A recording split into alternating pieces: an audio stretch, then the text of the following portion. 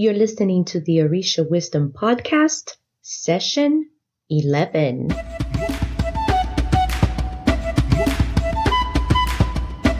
Welcome to the Orisha Wisdom Podcast, where positivity and spirituality create an enhanced life's journey with the wisdom of Ifa and Orisha. I am your host, Iya Omileti Olubumi.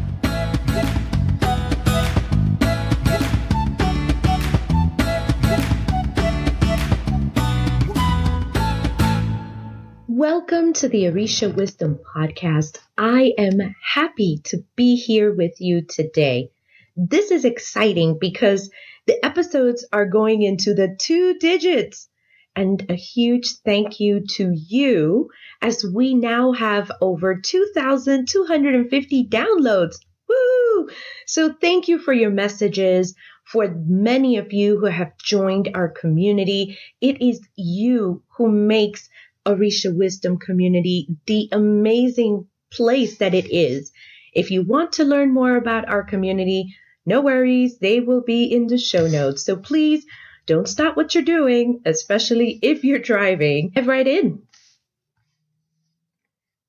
When people are finding these traditions, some have either never have had a reading before, or they have had readings and are addicted to them, to say the least. And they will come every week or every other week or once a month if they can, just so they can get their reading. There is just one little caveat with this. And what is this? Well, in our traditions, you will get something called taboos or prohibitions. Things that you can or cannot do when you go and get that reading. I find that you will get many more taboos within the Lukumi traditions rather than traditional Isheshe. The messages of the same Odu are a bit differently interpreted, and they are also delivered differently. Not bad, just different. So let's go back to this person who loves to get readings, and now they go to this priest. They take out their money and go through their reading. Their mind is blown with all of the new information that they got magically because you never told that to anybody, and now you have confirmation of this that you're getting a reading from. And then, close to the end, what comes through? A laundry list. A laundry list of don'ts or prohibitions or taboos. And then they're sitting there like, what? I can't do this now. I have to eat this or not eat this. I have to dress in this color and I can't dress in this color. And they're sick to their stomachs. They're thinking, oh my God, my life is going to end. How am I going to make all of these changes? This is terrible. I come here to get my reading on, and now I can't do this or that or this or that. Why did I even do this? Okay, here is the story for you. When I was very young, I think I was about 20, maybe 21. Okay, it was around there. I went to a reading with Ifa. Actually, it was my very first reading with Ifa. I was told to wear white by the Babalao who was casting for me. He said, it's going to be good for you. Honestly, I was freaking out. Why? Because everything in my wardrobe was basically black, blue. Black, white, black with blue, black with white. I think I had a black and red, not sure, or black. Basically, my whole closet was black. There was a lot of blacks and blues, really. I don't even think I owned any other colors back then. But either way, I was freaking out. I didn't know to ask anything, whether this was forever, like for life, or just for a short time. At the time that I got this reading, white clothes were not very common and you couldn't find them easily. At least I couldn't find them easily. We were definitely in the black clothing state of fashion at that time. I tried to find my white clothes, and I was not very successful and didn't buy anything online at that time because that was like a gazillion years ago. And I was only told that it was good for me to wear white, but I didn't know the why. I was given other taboos as well, which didn't matter to me because I wasn't doing them anyway, so I didn't care to ask about those. Because this was my first reading, I was really freaked out. I just wanted to be all reverent and quiet, and I thought that this is what I had to be when I sat down for a reading. I did begin to get those whites, but my world eased a bit when I did ask the question. Mind you, this was months later, and he said that an energy doesn't stick around forever, that I was going to be okay. I was able to breathe a little easier. Fast forward to now, I find that when it comes to readings, there will be always a list of things that you should and should not do. I mean, this is why you go to get a reading in the first place, to get advice on your to-dos or not to-dos for whatever it is that you're going to. Let's call it the matter at hand. I'm going to give you a key that will help you in figuring out whether you should adhere to this taboo and for how long. Number one, definitely adhere to whatever the taboos are given. Always do, even if some of them are very difficult. Why? When an Odu comes out for you, it is being read on that energy that is surrounding you and the challenges that you're having at that time. Here's the kicker. Normally, this energy will last about 21 days. It could be more, could be less, but as a rule of thumb, on a regular reading, it's about 21 days. However, some of these taboos will encompass your entire life or a big chunk of it. Again, here comes the question. How long should you adhere to your taboos for? Okay, let's break them down for a little bit. When it comes to a behavioral taboo, you have to look at the why it is given to you. If you're being told, for example, I don't know, not to be so negative, then this is a behavioral change that you should employ for the rest of your life, as it will be something very positive for you in the end, not just for 21 days. But you know what? You could use those 21 days to help you get started in the plan to not being so negative in this case. Especially if you keep getting readings on a similar message, you should not be so negative. You should think more positively. Ifa says that you should not cry in misery. Then maybe, it's a recurring theme for you. You need to start picking these things up. Then maybe it's time to do the work, buckle down, and stop being so negative. Now, what if they tell you something like, you can't eat pinto beans? Then I would look at that as temporary. But here is a ninja tip for you. If you get a taboo, ask the diviner whether this is permanent. Oh my goodness, this would have saved me so much grief in trying to sort out my readings. I mean, think about it. If that's the case, I would have to wear white every day. I wouldn't be able to eat a whole bunch of food or do a whole bunch of anything. Now, what if the diviner just answers you right off the bat and says, yes, this is permanent. This is what you have to do. And it's just a reading.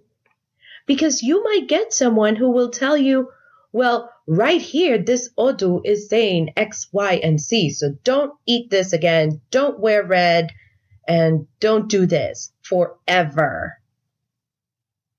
If that is the case and you got something like you can't wear red, you have to wear white, or whatever it is, here's part number 2 of the same ninja tip.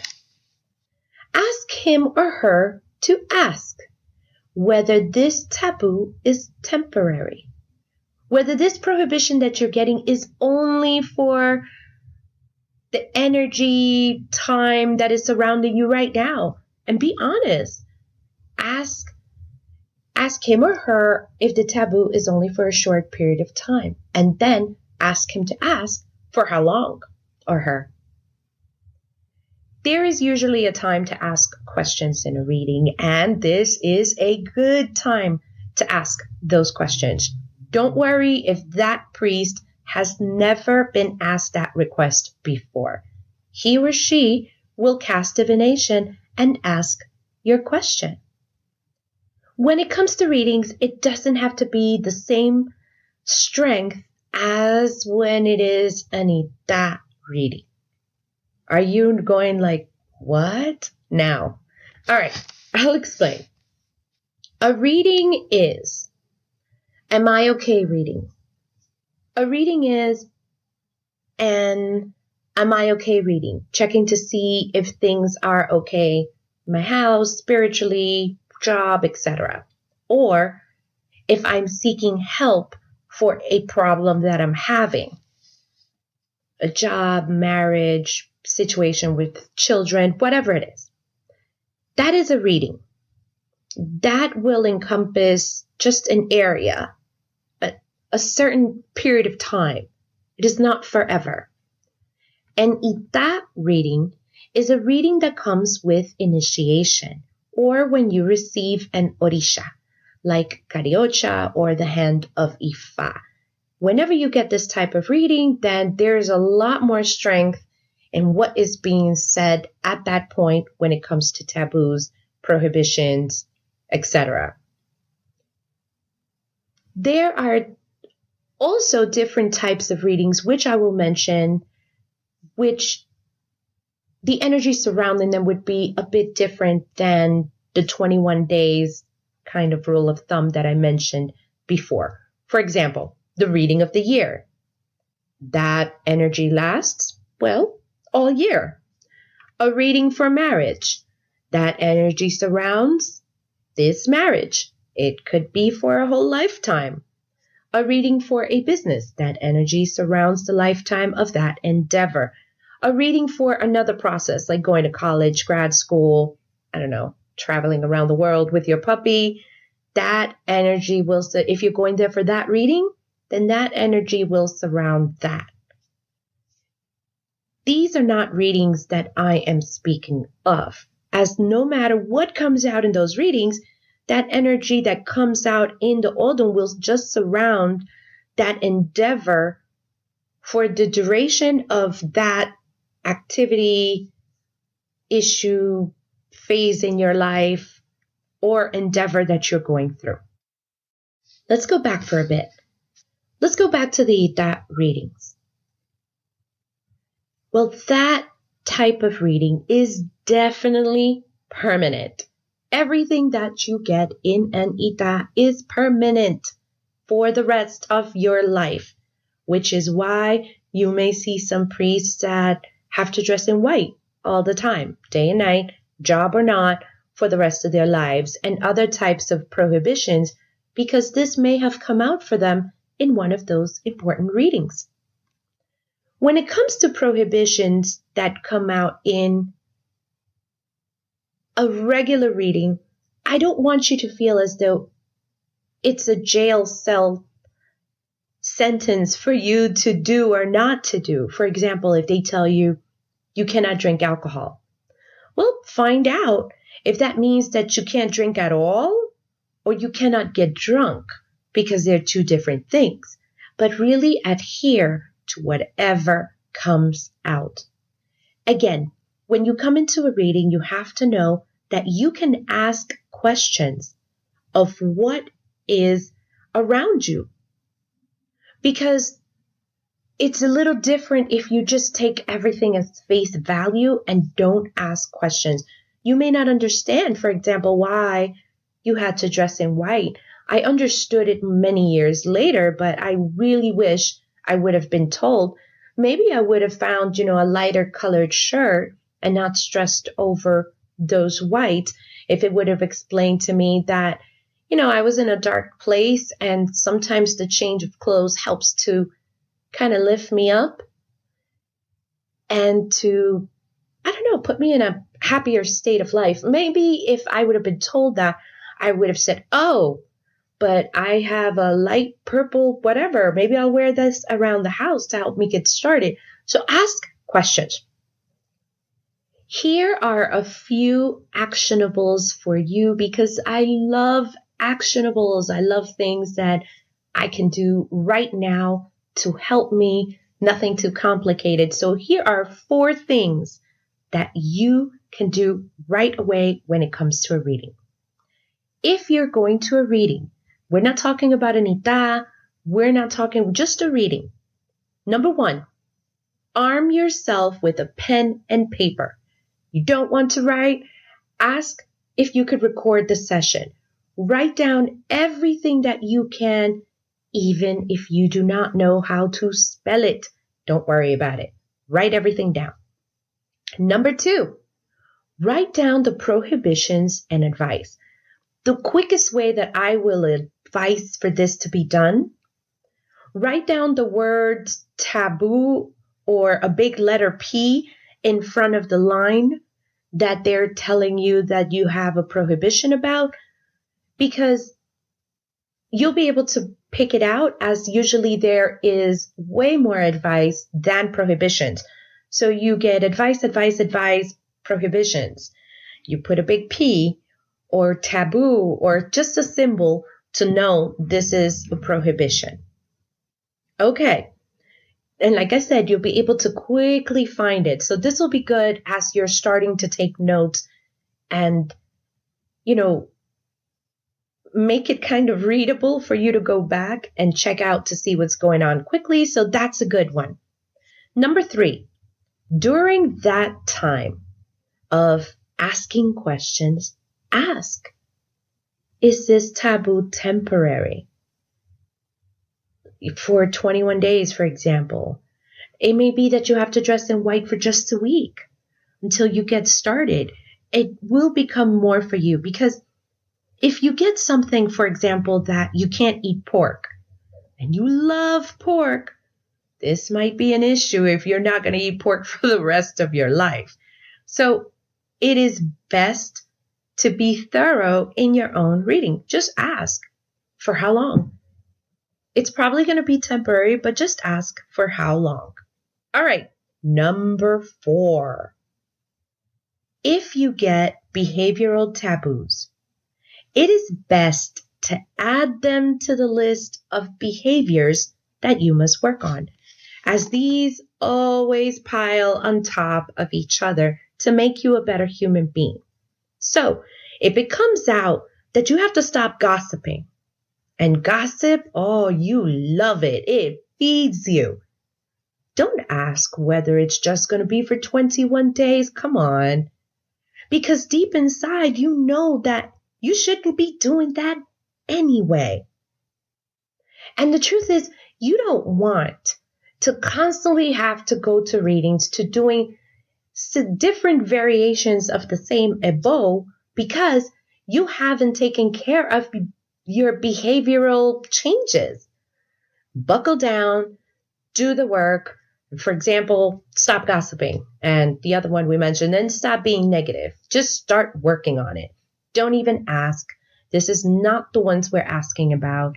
We all have to work really, really hard at being better every day. And not perfect. I said better. So remember, we'll go back. Okay. Just to review, here are the 4 steps. Number 1, arm yourself with the pen and paper. Go prepared to any reading that you go to. Number 2, write down everything that you got, your advice, your taboos, write it down. Number 3, during that time, ask your questions. For how long am I to do this? And number 4, if you get behavioral taboos and prohibitions, just stick to it. Get them done. Just do them. Don't even ask if it's temporary. Just do them. You know, readings are there to help you progress and to move forward.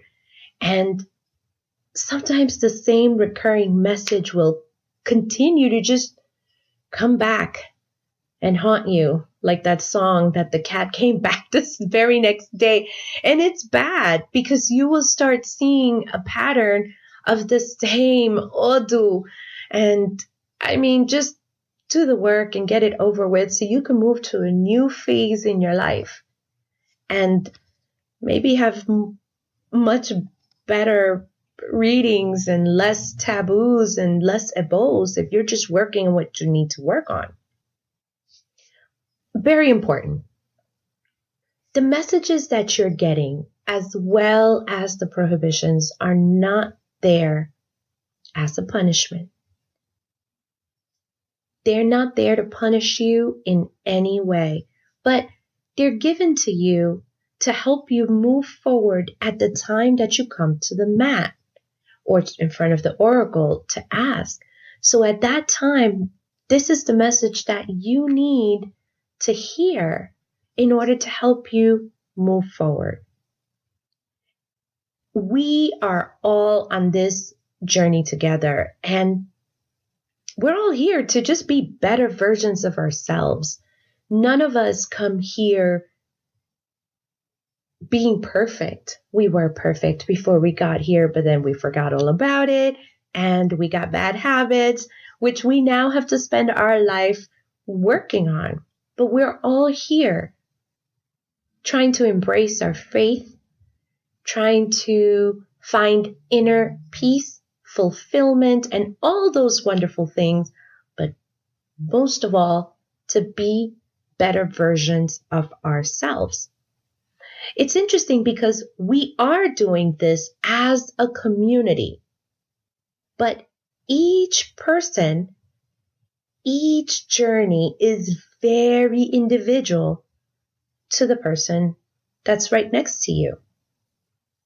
Be sure to walk with your supportive brothers and sisters so that we all can reach our spiritual goals together. So when it comes to readings and it comes to taboos, please don't do what I did and freak out and stay quiet and wonder, when am I going to be able to do XYZ, or cry over the fact that I'm never going to wear black ever again. Don't do that. It's not a punishment. We are all here working on things together, but you have to do your own individual work. So when it comes to prohibitions, no, for a regular reading, it's probably not a whole lifetime working thing if you can't drink coffee, for example, or eat pork, like we discussed. But maybe it's something you have to adhere to. And if you get a really good priest, they will tell you the pataki that goes along with it so that you can start seeing some of the reasoning that goes behind this taboo. And you honor it for a set period of time. And then you work on what you have to work on behaviorally and spiritually, and you continue on your journey. So remember, taboos are not horrible punishments, and everything is here together to help you on your journey, to help you become a better version of you, not to make your life horrible, impossible, and gloomy. We have reached the end of this session. I thank you so much for spending some of your time with me and hanging out with me, really. if you're listening and you feel that you are alone on this journey, or that you're the only one in your immediate group who loves Orisha and they don't understand what you're going through, do not worry. Join our Facebook community, the Orisha Wisdom community, at facebook.com/groups/Orisha Wisdom. And I know it's a bit long, but don't worry. I will add this to the show notes at www.orishawisdom.com/session11. While I am here, I have a special announcement. We are working on a very special workshop coming up very, very soon. It is called Okunring Obinring. It is Yoruba for man, woman. It's going to be a live workshop on the roles of men and women in our traditions. And this is very exciting as it's going to be live, a live online workshop. So no need to travel and get babysitting, be on a hotel and do all that stuff. So if you are not part of the Orisha Wisdom mailing list, head on over to orishawisdom.com, sign up there, join our mailing community there, and I will send out information as we get closer, which is actually going to be very, very soon. And I don't know if you can hear it in my voice, but I am very excited about this event and would love to have you join us live. So don't worry about the details of all of these links that I have mentioned. Just go to the show notes at orishawisdom.com/session11. And with that, may all of your elevated ancestors and all Orisha bless you immensely. Until next time, Odabo. Thank you for listening to the Orisha Wisdom Podcast. Be sure to check out the show notes at orishawisdom.com/podcast. Can't get enough of Orisha Wisdom? Check us out at orishawisdom.com and subscribe to our community. Remember, the wisdom of Ifa and Orisha is all around us. Be blessed, and until next time.